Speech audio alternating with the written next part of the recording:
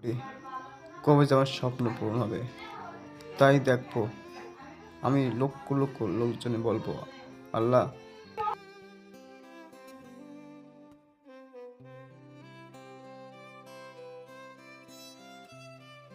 পাইছি, অনেক খুশি আমি। তাই বলছি, আল্লাহ পথে জানতে হবে, বুঝতে হবে, তাহলে কিছু হওয়া যাবে। আর আল্লাহ পথে কিছু জানা যাবে না, তাই কিছু পাওয়া যাবে না। আমার স্বপ্ন একটাই, কবে আমার লাইফটা ঘুরে দাঁড়াবে, তাকে লোকজনে বলবো, ভাই আজকে থেকে আমি তোমাকে প্রিয় লোক হয়ে গেছি।